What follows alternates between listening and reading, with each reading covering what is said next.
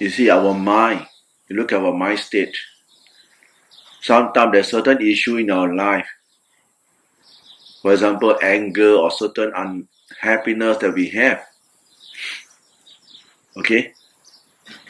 Certain people, their mind state is very fast. They're angry, they got cool down very fast. It's just like water. The mind just like a water.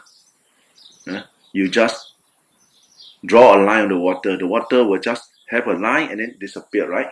The water will be back to normal. And people who take longer time when they got angry or they got certain issue in their life, it's just like you take something and draw on the sand. There's a mark.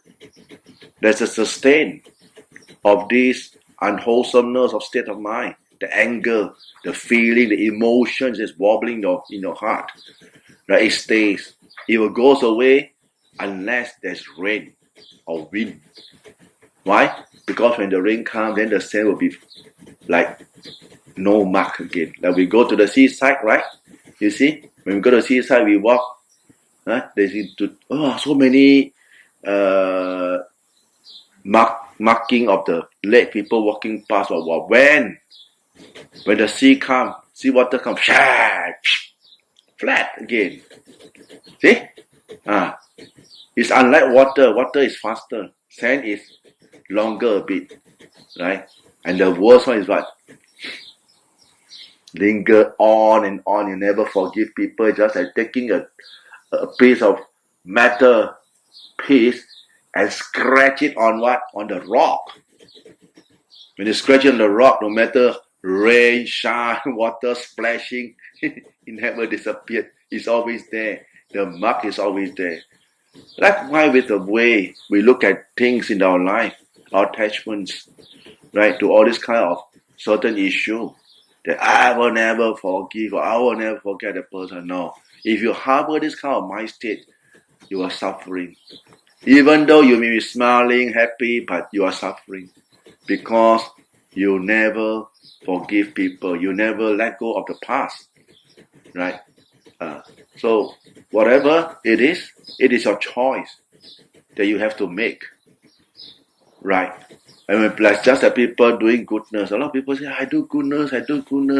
But after you do the goodness, how come you don't get a peace state of mind? The more you do goodness, the more agitated, not happy at all. It's not goodness. It's comparing. It's like competition, right? If you do goodness, you should be cool, should be happy, should be, carefree. Whatever. Who want to do? Who don't do, it's okay, I do. You're happy. You're happy with what you're doing, and that's goodness. But if you're comparing goodness, competitions, that's very miserable. People is doing this, so I also must do this. People is doing that, I also must do. So that I'm doing goodness. No, that's comparing. That's not the real goodness. The real goodness is you do already, you see the benefit part of what you are doing, it's beneficial, skillful, and it brings you a good mind state, and that's happiness and peace. Cool, right? Not agitated easily. That is the real goodness. The real goodness of the mind, right? So whatever things in life, whatever thing you do, or you engage with any activities, right? Regardless of whether religious or not religious, you look at this mind state of yours. After engaging, if it gives you that kind of bad mind state, you got to look into why, right? Most of the time, we have this kind of emotional setback of certain issue, the past memory, the emotions of the past, the memory of the past, the feelings of the fear of the past, of certain issue, and it lingers in our mind, and that because we take it too hard, right? We take it too hard. Every time this thought arises in us, we feel the impact. Because why? We're so attached. This is what happened to me. You see, the mind of ours is always shouting within yourself. That's why it's so important to practice mindfulness to address this calm. Just to watch the mind state and not to have the dialogue. If it is an unwholesome mind state, look at it and try to dialogue yourself bring it to a more skillful. Is it silly to keep dwelling on this kind of bad mind thought? Just to think the reverse of the whole issue.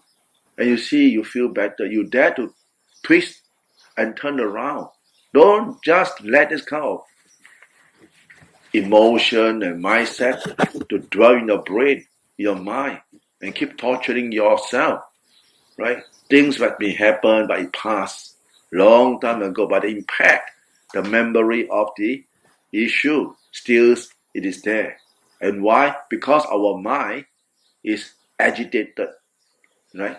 Our mind is always propping into it. And whenever this thought arises, there's an impact. Yeah? There's an impact on our mind. Right? So how to understand? We got to observe it and try to reason now. Talk to yourself, have a self-dialogue, or talk to some other people. And try to spread the thoughts of goodwill to yourself.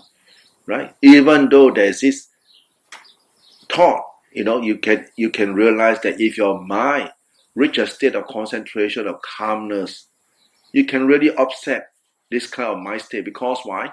You may still have the thought, but it doesn't have an impact when your mind is calm.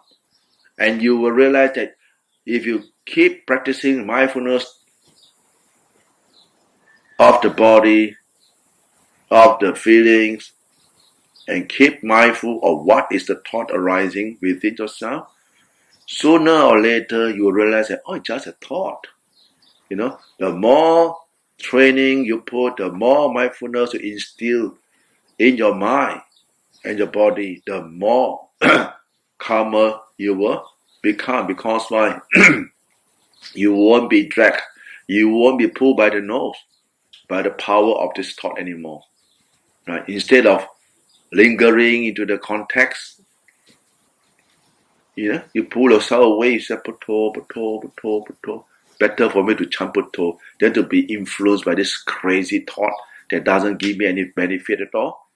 Right? When you can do that, you find life changes. Right? Life changes not because you earn more money. Life changes because why? You're being able to handle your own mind state. You're being able to relax, to accept the reality of life, to accept what is happening and all. Okay, never mind. We try to make good, try to be kind, have compassion on yourself, and you'll be better. Right? Okay? And that'll be a shame for today.